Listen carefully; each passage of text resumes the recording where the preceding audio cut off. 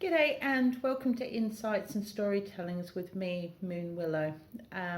Although for the past couple of days I haven't been feeling really insightful, just burrowing down and trying to recharge my batteries. And as per always, I don't actually feel like I'm alone in this with all the things that are going off in the world at the moment. Feels a bit like being pulled from pillar to post, and one moment we're up and the next minute there is an energy that's sort of like saying, what's the point, we're never going to change, we're never going to achieve anything,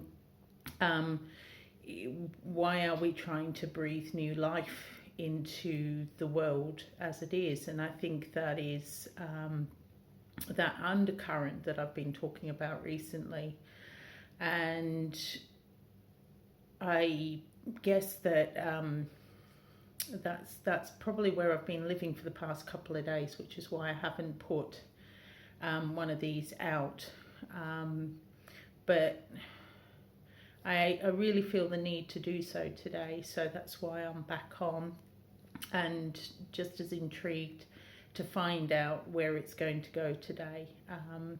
And within that, I really appreciate you all bearing with me and continuing to contribute your energies to these stories. I was feeling more balanced yesterday, but was just wanting a little bit more burrowing time. I do feel a bit like, I don't know, sort of one of those creatures, a bear, I guess, hibernating and just recouping. And I think that's really important at the moment, to really listen to ourselves and do what we need to do. I mean, it is important to push as well, so that we're not going into self-sabotage energy, and that's always a risk. It's like all of it is a balancing act, and I guess it is sort of like really feeling into it and really noticing whether it's a case of nurturing ourselves, or whether it's doing a bit of damage. But having downtime is really not damaging, it's needful, and it's really important to honor that. Yesterday I had great plans. I was going to go walking around the nature reserve and sort of do other bits and pieces, and my body had other ideas, so I ended up sleeping in quite a lot, and it took a bit to motivate myself. But today I managed to get to the reserve, which I thoroughly enjoyed, and thankfully I managed to take my Wellington boots with me, because it was very flooded. And as I was walking around on a path that was covered with water up to my calf, I was reminded that that's what it feels like at the moment, is that it feels like we're wading through water, that we can just about see the path that we're walking on, the path that we need to follow.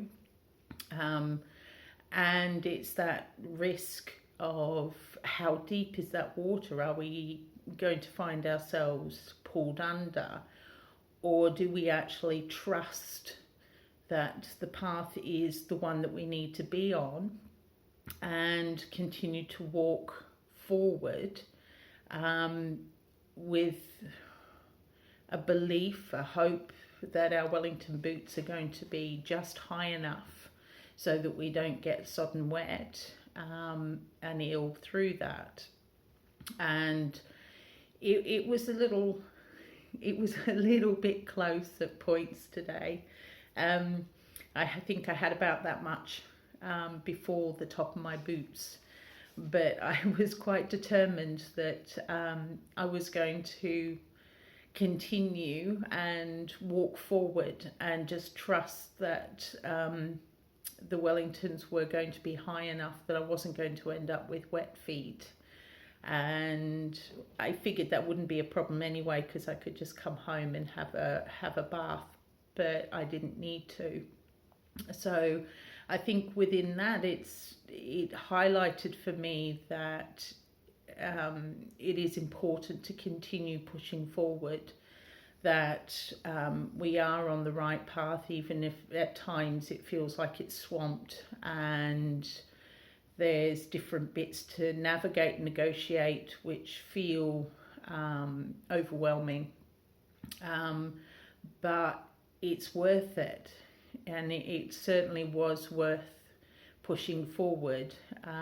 Just the pure joy of reconnecting with my inner child, of going through puddles and through a very watery path, and just connecting with all the birds around me and the swans, and just saw loads of blue tits and this a beautiful robin that just sort of sat on a post posing for me as well.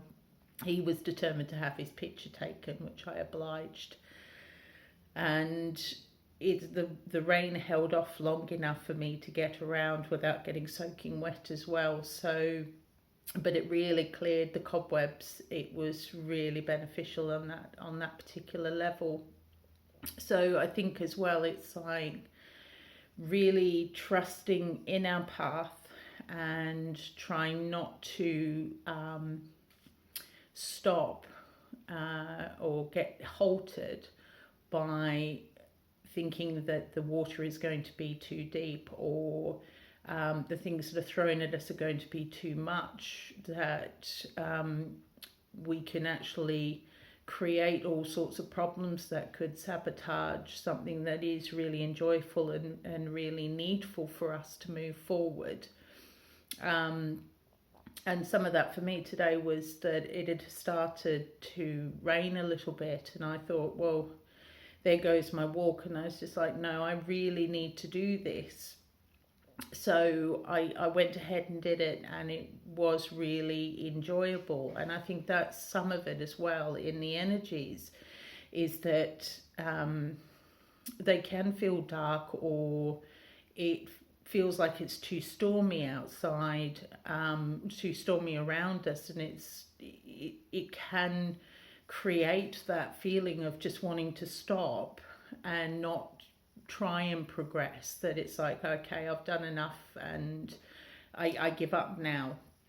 But it is really important to, yes, honour that, but go ahead anyway, and just trust that in the now moment we are where we're meant to be, and move forward. Even though we don't know exactly where the path is, or whether bits of the path are going to be deeper or darker than others, and just negotiate it anyway and continue forward. So on that note, I'll see which crystal. So if you could focus on the crystal bag for me. So we've got green aventurine. So very much our heart's desire, and very much our heart chakra. And within that, within the story I've been telling, it's learning to really have compassion for ourselves, and instead of becoming critical or cross that we seem to be stuck, or we're taking more downtime than we think we should be doing, and I don't know who that's according to, but it is really important to have that compassionate love towards ourselves, that we are doing the best we can in incredibly difficult circumstances.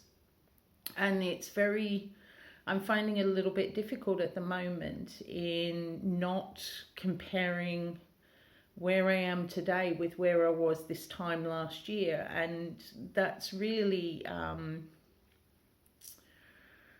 it doesn't match, because there has been so many changes in our world in this past year that this time last year we couldn't even contemplate that the world would have stopped, that it's much more difficult to travel, that we can't just go for a coffee in a coffee shop. Well, of course you can if you're in a different part of the world, but within this country that's not possible. So much of our lives over this past year have had to change, and that has brought about some good things, but it has meant that a lot of us have been more isolated and having to deal with ourselves more in depth, which has been a good thing, but that can become isolating and more difficult. So it is, again, sort of giving ourselves that compassionate love and understanding that we are doing the best we can through these circumstances, and that we're still getting up, we're still moving forward, although we might not feel that we're moving as far forward as we would like to.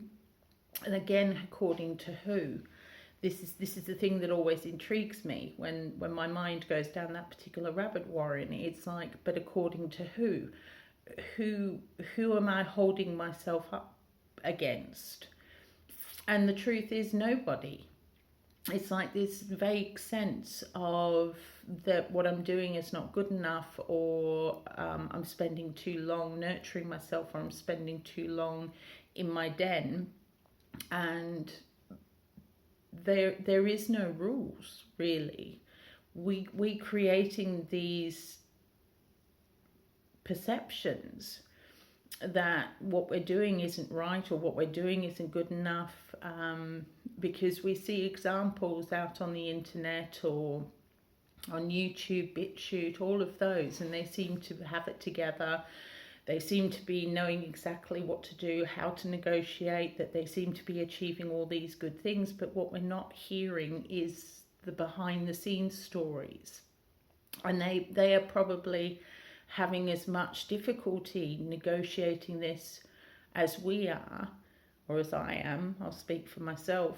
And it's just an illusion sometimes of what's put out there. There's a really good meme that's been going around on Facebook over the past couple of weeks, and it's of a photograph of an apple, and the back of the apple has got this huge bite that's beginning to go rotten. But that's not the picture that's actually put out or shown. And I think it's really important to really acknowledge that on the whole, what gets put out is a mask, and we don't get the complete picture. And it's that mask that we're trying to emulate. It's that mask that we're trying to show the world that we're together, that we're not hurting, that we're not struggling, that we're not needing downtime, that things are overwhelming. And it's really having that compassion and awareness that not only ourselves but others, as they're putting out that image, are most likely hurting or struggling, as scared, as anxious as the next person, because we're only getting a partial story. So it is looking at images, and when we meet people that are doing something that is against what we believe in or we feel is correct, it's having that compassionate love for them as well, that they're only showing a part of their story, or we're only noticing part of their story. And it is very easy to judge somebody else on that initial image. And it's really important to take a step back and be aware that that is only the tip of their lives, the majority of the time. And it's very rare for people to show all of themselves in those sort of circumstances. So that to me is partly what the Green Aventurine is saying today, is just having that compassionate awareness that we're probably all struggling at the moment, especially those of us that are in countries that have a lockdown that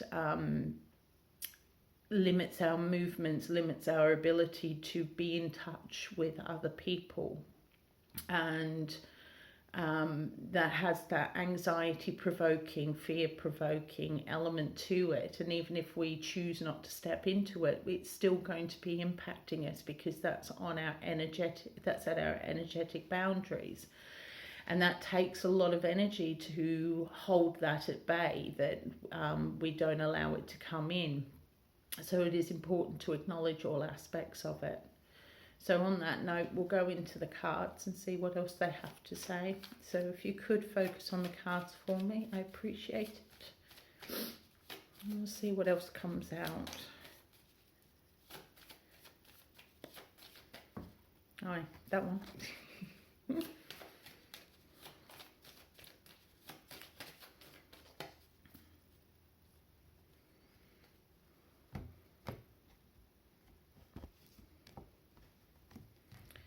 That's well split. So we have today the robber mouse, boat, and the lily. So starting with the robber mouse, which, as you know, I consider energy, and that's what I'm saying, is that what we don't always acknowledge is that trying to hold ourselves in our truth and putting up those extra shields takes a lot of extra energy, and that's tiring. And it is looking at the amount of energy that we're using on a day-to-day basis that is being used for things like holding up our internal self and comparing it to what's shown, as I say, with the masks. And it's very much it's when we accept, or when we think that image of the apple, the front of the apple, is the whole image, we can get into this internal process that compares where we are to where that image is, and it doesn't match up. And that can take a lot of extra energy, because if you begin to become critical of yourself, that you're not doing enough, that you're not worthy enough, you're not good enough, you're not contributing enough, you're not making enough noise, you're not supportive enough, all of that's a loss of energy. And this is why it's really important to have a look at that and acknowledge that where you're at is perfectly okay. And have a look at, if that thought process starts to come in, have a look at why. Who are you comparing yourself to? Is it a memory of somebody that seemed to have it all together, that we've put on a pedestal at times, and actually having a look behind that particular mask, because it's most likely that person has probably got a lot of other stuff that they're hiding from that worldview, from what they're putting out there. And it's really important not to get ourselves hooked into that actually what we're doing on a day-to-day basis is enough, and looking at the things that we do manage to achieve. And even if that's as simple as getting out of bed and feeding ourselves, if that's all we can manage that day, that is okay, because that means that we are recharging our batteries, so that the next day we may be able to do a little bit more or not. And then again, that's okay as well, because it is really difficult to be bombarded with energies and information on a day-to-day basis, that and trying to stay true to ourselves within that takes a lot of energy as well. So it is really important to acknowledge that we may be utilizing extra energy in fighting something that doesn't exist, in comparing ourselves to others that we don't really understand the full story behind that it's just that a mask that we may be comparing ourselves to. And recognizing that by utilizing this amount of energy, that is going to be tiring. So really coming back within and again grounding and connecting to source, asking for extra energy to cope, and allowing ourselves that space and that break, and just really looking at it and acknowledging it. And again, going back into the green aventurine, really holding all of that from a space of compassionate, unconditional love, that the stories, even if they sound bizarre, are true for us. And that's okay, as long as they're authentic, because there are times when we end up telling ourselves a story that doesn't actually belong to us. And we're trying to push ourselves into a square peg into a round hole has just come into my mind. And it is that sort of concept that we're trying to force ourselves into a whole way of being that may not be right for us, and that's okay, but we need to be aware of it so that we can actually be true to ourselves. And giving ourselves that space really enables us to know what our heart truly desires. So the next card is the boat, the ship. And it does feel at the moment that we are navigating very tricky waters and very uncertain times. But within that, it is really important to remember that we are the ones steering our own ship. And if we're looking out to other people, as I say, with that image of that apple, and comparing ourselves or trying to navigate our lives in that manner, that's not actually our truth, that's not our story. So it's really important to remember to come back and sit with ourselves, recharge our batteries to work out how or why we want to navigate in a certain way. And it is appropriate to listen to others and be informed, but it is really important to remember that we are the captain of our own ship, and it is us that's navigating it. Because if we put too much onto somebody else, that opens us up to not really understanding where we're going, and we can end up having resentment because they may be taking us in a way that we don't want to go. We can end up sabotaging ourselves as well. And that's why it's really important to be the one that is steering our own ship and have an understanding of it. And we may be doing things that are sabotaging ourselves, but it's taking time to actually work out why, and what is it about it that we're fearful of as well.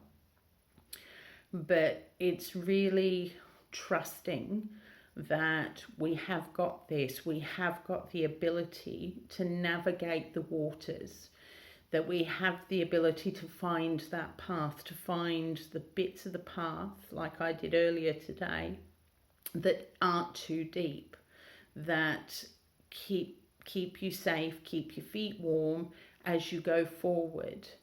And it can be rough, there can be some close calls, but you are able to get to the other end, and that is exhilarating when that happens, because you know you've done it yourself. That yes, other people can be supportive, but actually it's you that's doing it. And I find that every time I do something for myself, even if like I might be complaining to start off with, or I'm stamping my feet, I want to give it to somebody else, every time I achieve something that is fully under my own steam and under my own captaining, that has that real sense of achievement and knowing that I have my own back, I have my own story, I have my own way of going forward.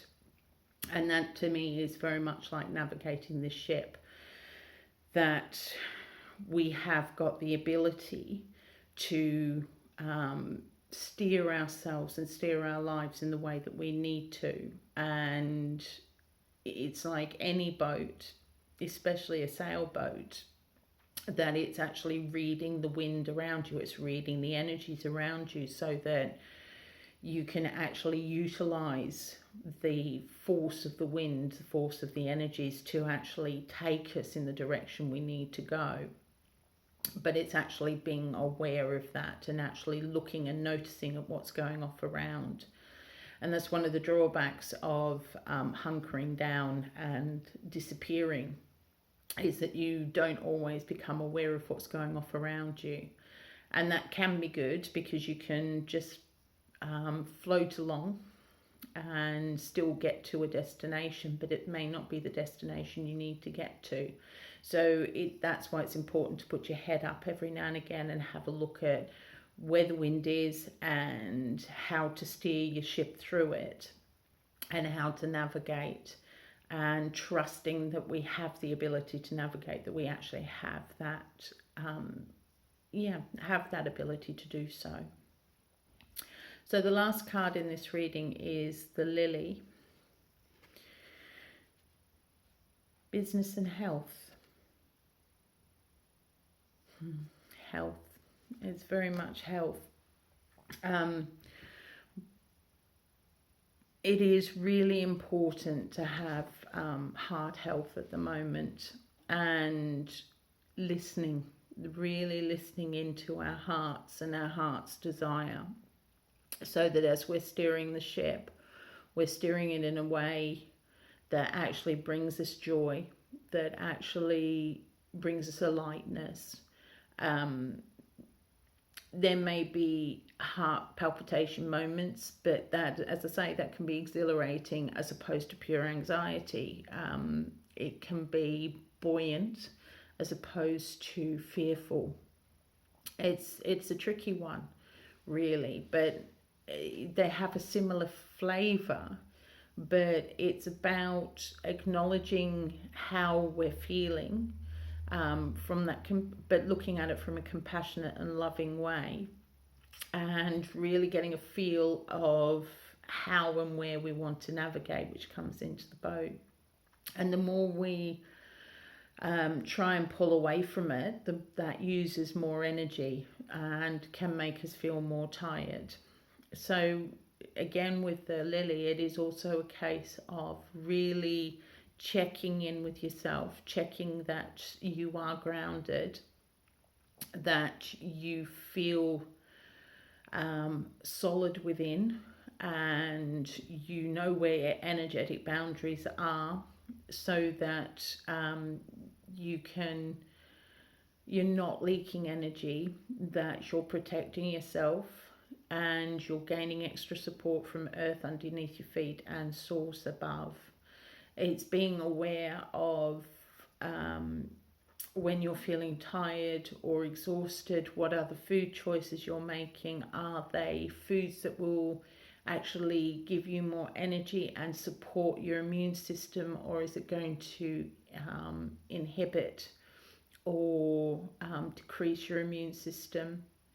A lot of when we are tired, that, and we keep pushing, that actually depletes our energy more and puts more stress on our immune system. So it is important to give yourself that downtime and look at it constructively, and not beat yourself up over it, but really see that it is, again, from that loving space, that it is important, it is needful to take that rest, to take that time to actually look after your energy. And as I say, there will be times when we can't do that, which is why it's important when it does get to a stage where you have downtime that you do take it and enjoy it. Because if you're critical of yourself through that, then it's not actually working. And that can actually then have that robber mouse coming back in and loss of extra energy, as opposed to gaining and feeling supported and nurtured. So they're really interlinked with each other. But very importantly, I feel with the green aventurine that we're taking time to really support our hearts and having a look at those moments where we're feeling anxious or stressed or fearful or critical of what we're doing, and really feeling into that and having an awareness of what is the story around that, and remembering to be a witness and having that compassionate, loving understanding that all stories are important. It's just a case of not living in those more negative ones or those darker ones, but acknowledging that they're there, because if we don't acknowledge they're there, they're more inclined to trip us up, or if we're pushing them down or pushing them away, that's where we lose that extra energy, and it is more difficult to stay buoyant. It's more difficult to flow forward. So yeah, so there you go.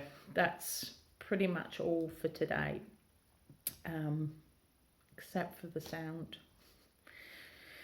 But I do love the green aventurine, and it is really important that not only do we view ourselves with compassionate and unconditional love, that we view people around us with that same energy as well, so they feel supported and you don't end up getting caught in a story that doesn't belong to you as well.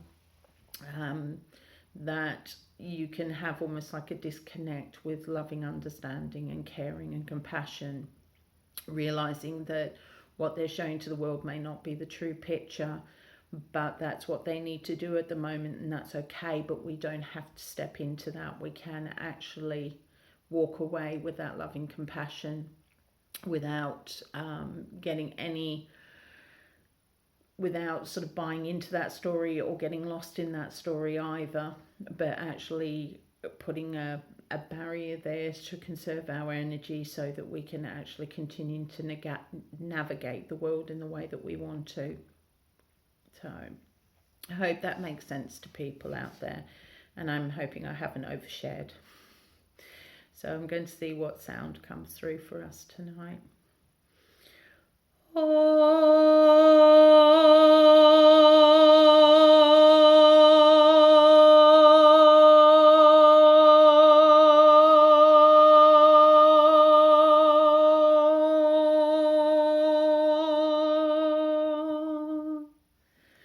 Thank you ever so much for joining me and bearing with me and being not doing this for a couple of days. With a bit of luck, I'm back in the flow and back doing one of these tomorrow. We'll see. Anyway, in the meantime, take care of yourselves. Love you all. Bye for now.